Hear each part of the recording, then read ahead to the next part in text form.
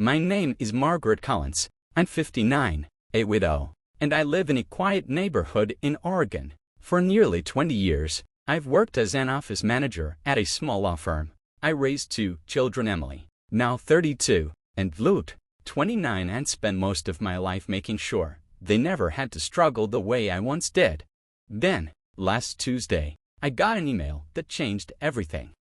It was from Emily. No subject line, just her name sitting in my inbox. I smiled, expecting a quick update or maybe a sweet note before her big day. We talked about her wedding plans just weeks earlier. I'd already given her $30,000 to help book the venue, lock in a photographer, a reserve that florist she loved back in college. But when I opened the email, this my faded. It began simply, Mom. No, dear Mom, no warmth, just a label. She wrote that after finalizing the guest list with Andrew and his family, they decided it would be best if I watched the ceremony online, not in person, a live stream from home. She added that Andrew's mother was particular about the head count and wanted to keep things intimate, and at the very end, a line that stung more than the rest. If you want to be part of it, we'll send a Google Meet link. Should be just like being there. Wow. I sat there staring at the screen. My coffee went cold. My hands were still. I didn't cry, but something shifted inside me like the ground cracked open, and somehow, I remained standing. I replied with 4 words. Sure. Enjoy your big day. No argument, no plea, just quiet withdrawal. I knew those 4 words would echo louder than any outburst. I didn't want a fight. I wanted the silence to speak for itself. I closed the laptop, drank the rest of my cold coffee, and got ready for work like it was any other Tuesday. But it wasn't. That was the day I stopped pretending my sacrifices still meant something to my daughter. The day everything began to unravel. The drive to the office was quiet. Spring still clung to Oregon's chill, but I barely noticed. My thoughts circled a single question. How did we get here? I've been at Caldwell Walker Law for 18 years. It's not glamorous, but it's steady. And after my husband died, suddenly when the kids were still teenagers, stability was all I had to offer. I remember standing at the washing machine, bills in hand, trying to figure out how to afford groceries and Emily's college deposit in the same week. Back then, I gave up weekends, took extra shifts, canceled vacations, skipped birthdays. I told myself, there'll be time for me later. There never was. Every spare dollar went to Emily and Luke. When Emily changed majors and needed more credits, she paid. When she moved to New York for a short-lived job, he paid. When she called heartbroken at 27, I flew across the country to hold her hand and make her tea. When Luke wanted to buy a home with his fiancée, I co-signed a loan and wrote a $10,000 check without hesitation. I never kept score. That's what mothers do, right? But reading that email, I didn't feel like a mother. I felt like a transaction, useful until I wasn't. At the office, my boss Robert noticed right away. He's the kind of man who remembers birthdays and how you take your coffee. He placed a latte on my desk and said, "You look like you've seen a ghost." I wanted to say it out loud. My daughter Justin invited me from her wedding, but instead, I offered a tired smile and said I hadn't slept well. He didn't press. That small act of coffee, the silence nearly broke me. Amid all the noise in my head, it reminded me I still existed, that maybe I still mattered. Around noon, my phone buzzed. Emily. Her name lit up the screen, too bright, too loud. Voicemails, texts. "Mom, please answer. We need to talk. This isn't funny." I didn't respond. Not yet. I just sat at my desk, sipping the latte Robert brought me, and thought, maybe it's time to stop being the one who always answers. Maybe it's time to stop auditioning for a role in someone else's story when they won't even let you on the stage. That afternoon, I made a decision that would shift the ground beneath us all. I wasn't going to scream. I wasn't going to plead. I was going to do something far more powerful. I was going to act. After work, I didn't drive home. Instead, I went straight to First Federal Bank, just a few blocks from the office. Carlos, the branch manager, had helped me through everything over the years: college funds, refinancing, retirement planning. He always greeted me by name. Mrs. Collins, he said warmly, standing to shake my hand. What can I do for you today? I sat down across from him, my purse resting at my feet, my voice measured. I need to cancel a wire transfer. He frowned slightly. The one for the Napa venue. Yes. Carlos hesitated. There may be a fee, depending on how far along the transaction is. May I ask why? The circumstances have changed, I said simply. He glanced at his screen, tapping a few keys. You're in luck. It hasn't processed yet. Just in time. He paused, looking up at me. Are you sure, Mrs. Collins? That's a $50,000 transfer. I'm sure. That was the next payment I had planned to make on top of the $30,000 I'd already sent. $80,000 for a wedding I wasn't invited to attend. I signed the necessary paperwork and left without a second thought. When I got home, my phone showed 9 missed calls from Emily, 2 from Luke. One voicemail simply said, "Mom, please don't do this." I powered off my phone. In the kitchen, I reached for the bottle of red wine I'd been saving for Thanksgiving. I hadn't opened. Emily was supposed to visit, but canceled last minute. Word, she said. I poured a glass and sat on the porch as the sun dipped behind the trees. The air was still, punctuated only by birdsong and a neighbor's barking dog. And then the memories came. Birthdays planned alone, holiday dinners cooked for empty chairs, calls that never came, the shoes I didn't buy, the car I drove into the ground, the trips I postponed. And hovering above it all, the image of Andrew's Mothera woman who barely knew my daughter, yet held more sway over her wedding than I did. Her idea of family meant excluding the woman who had carried Emily through every heartbreak, every bad decision, every restart. I thought about that email, about the casual cruelty of ending it with law, as if watching my daughter's wedding on a screen was some kind of joke. And finally, I thought about myself not as a mother or widow, but simply as a woman. What did I want? Peace, dignity, a life that didn't revolve around being useful to people who only remembered me when it served them. That night, just after 9 p.m., the doorbell rang. I considered ignoring it, but curiosity won. It was Luke, still in work clothes, tie loosened, sleeves rolled. He looked and said, holding his phone like a shield.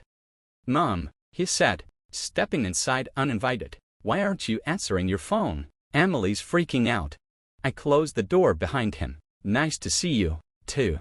He exhaled, already pacing. "She says you're backing out, that you're being difficult." I laughed. Difficult for not attending a wedding I was uninvited from. She didn't mean it like that. Andrew's parents are paying for most of it. You know how traditional they are. Traditional. I got in. I already paid $30,000.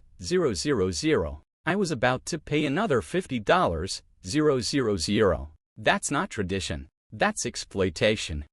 He frowned. See, wait, another $50,000. Was, I said, taking a sip of wine, but not anymore. Luke went pale. "Mom, they're counting on that. The venue, the catering. Not my concern anymore." His voice rose. "Of course it's your concern. She's your daughter." "And I'm her mother," I said, my tone quiet and firm. "A mother who was told to stay home and watch from a screen." He ran a hand through his hair, frustration mounting. "You always make everything about yourself." And just like that, something inside me cracked.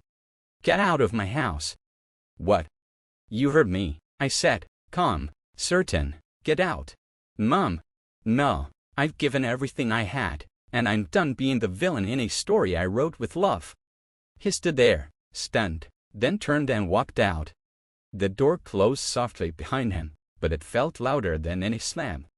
I stood in the center of my living room, heart pounding, and felt something I hadn't felt in years.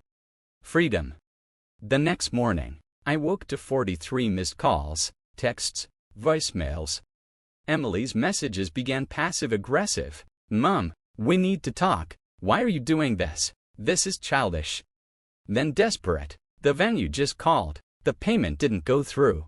We're going to lose everything if we don't pay today. Andrew's parents are furious. They said, this proves they were right about you. At 3:24 a.m., I don't understand why you're doing this to me. I sipped my coffee and smiled. Of course she didn't understand. She had grown up inside my sacrifice. It wrapped around her life like insulation, warm, invisible, unnoticed. She assumed it would always be there. That I would always be there. But not this time. Later that morning, as I was reviewing contracts at my desk, an email appeared in my personal inbox. Subject line, please don't ruin my wedding. No greeting, no apology, just this. Mom, I know you're upset about the live stream situation, but this is extreme. We've lost the venue deposit, and if we don't pay the rest by end of day Paris time, the caterer walks. Andrew's parents are being upset. They say this proves you can't be reasoned with. Please don't do this. I Saturday back, rereading it once, then again. It wasn't a request, it was a warning. But I wasn't afraid. Not anymore. We can talk about you attending the ceremony, but we need the funds first.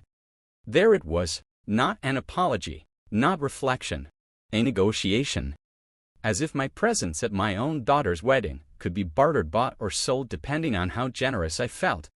I didn't respond. I closed the email and turned back to my work. Around noon, Robert stopped by my desk. Lunch, he asked. That new Italian place just opened. I almost declined, as I usually did, but something had shifted. Maybe it was the clarity of the last 24 hours. Maybe I just needed to sit somewhere that didn't ask anything of me. So I nodded. I'd like that. Over pasta, he told me about his grandkids, how exhausting but beautiful it was to chase after them. His eyes were kind, grounded. Then he paused and said gently, "Forgive me, Margaret, but you seem lighter today." I surprised myself. I told him everything, about Emily, the email, the wedding, the money, what I did. When I finished, he didn't judge, didn't offer advice. He simply reached across the table and squeezed my hand. Sometimes the hardest part of love, he said, is setting boundaries, especially with the people we've given the most to. I think you did the right thing. And for the first time in a long time, I believe that, too. Back at my desk, the calls kept coming. So did the messages. But I didn't answer. I didn't need to. For the first time, my silence spoke louder than my sacrifices ever had. At evening, as I pulled into the driveway, the porch light clicked on. Everything looked still, peaceful. But someone was sitting on my steps. As I got closer, I recognized her. Sophia, Emily's best friend since 5th grade. She had spent so many weekends at our house, baking cookies, watching movies, laughing under blankets at 2 a.m. I hadn't seen her in years. "Mrs. Collins," she said quietly, standing. "I'm sorry to drop by." "It's fine," I replied, unlocking the door. "Would you like some tea?" She followed me into the kitchen, eyes scanning the walls like they held childhood echoes. I filled the kettle, waited. "Emily sent you?" I asked. She didn't answer right away. "She's a mess," she finally said. "They lost the venue. The florist backed out. Andrew's parents are threatening to cancel the whole thing." I said nothing, placing 2 mugs on the counter. "She's panicking. She knows she messed up. She just doesn't know how to fix it." "Is that why you're here?" I asked. "To fix it for her." Sophia shook her head. "No, I'm here to ask, is there anything she can say or do to change your mind?" I paused. Was there? Would an apology undo the feeling of being excluded, of being treated like a walking bank account, of being told I was only welcome if I paid for my own seat? I looked at Sophia, still young, still hopeful. "No," I said gently, "there isn't." Her shoulders sagged. "Not even if she apologizes." I handed her a mug. "Words are easy, Sophia, especially when people are desperate. But people who love you, they don't wait until you walk away to see you." She looked down into her tea. "I get it," she said softly. "Even if she doesn't, I'm sorry, Mrs. Collins. You don't need to be." We stood for a moment in silence, 2 women, generations apart, bound by the same heart truth. Sometimes love has limits. Sometimes the only way to be seen is to leave the room. Sophia didn't stay long. She didn't argue. She hugged me gently, thanked me, and disappeared into the night. And he closed the door on a version of myself I had long outgrown. The wedding never happened, not the way they planned. They scrambled for a backup venue, but everything was booked a door too expensive without the money I once promised. According to Luke, they held a small backyard ceremony weeks later, just a few relatives, and Andrew's parents. I wasn't invited. And this time, I didn't need to be. In the weeks that followed, Emily sent one more email, long, emotional, half apology, half justification. I read it once, then archived it. I wasn't angry anymore, just done. There's a strange peace that comes with letting go, not in rage, but in clarity. For the first time in decades, I woke up without wondering who needed something from me, without bracing for guilt disguised as affection. I made a rule for myself: if my presence is negotiable, then so is my effort. I go to work. I read novels. I joined a pottery class. I have dinner with friends who see men at what I can give them. And I've learned something I wish I'd known years ago. You don't have to burn yourself to keep others warm.